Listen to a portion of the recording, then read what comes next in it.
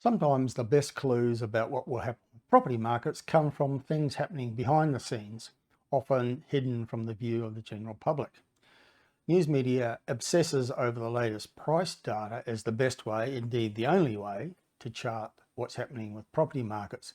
But for everyday consumers, this is essentially useless information because it tells you what's happened recently if you believe the dodgy data pumped out by the attention-seeking research companies. What Australian consumers really want to know is what will happen with prices in the future. What has happened in the past might be interesting, but the past does not always inform the future, which is what matters most to most people.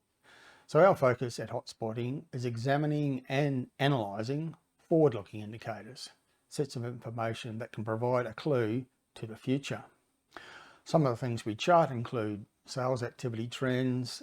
We're interested in what's happening with vacancy rates and rents because that's often a precursor to price growth. And most of all, we're interested in what's happening with the economies of the various locations across Australia, with infrastructure spending a big factor.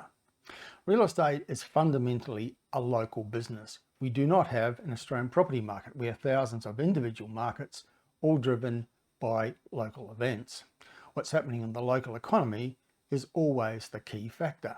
So we're interested in any information that informs our knowledge about what's going on in the many local economies around Australia, because this will translate into impacts on real estate demand. One regular report we always show interest in is the State of the States report, which is published quarterly by CommSec, which is an arm of the Commonwealth Bank. Now, this report analyses the 8 state and territory economies according to 8 key economic indicators, which include population growth, housing finance, economic growth, retail spending, and dwelling commencements. CommSec uses this information to rank the states and territories from 1 to 8. And over the years, I've noticed a correlation between the results of the State of the States report and the strength or weakness of property markets in the states and their capital cities.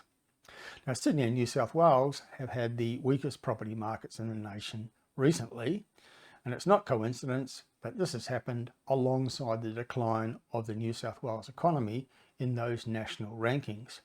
Now, historically, New South Wales has typically ranked first or second in the nation with its economy, but in the past 2 years, it's slipped down the rankings to the bottom half of the table. Tasmania historically has been the weakest economy in Australia, but in the past 3 to 4 years, it's risen steadily up the CommSec rankings in the State of the States report. And in the past 1 to 2 years, Tasmania is actually ranked number 1 or number 2 among the state and territory economies. Now, happening alongside the Tasmanian economic miracle has been a property boom in Hobart and regional Tasmania, which predated the national boom, which was so prominent in 2021.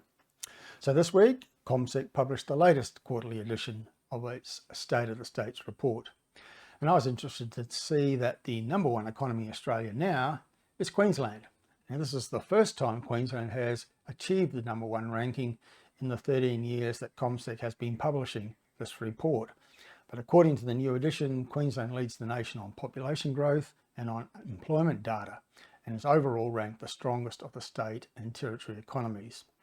At the end of last year, I collaborated with the comparison website CanStar to produce the annual edition of the Rising Stars report, in which we rank the various property market jurisdictions according to their prospects for growth, using various metrics to rank the capital cities and the regional markets.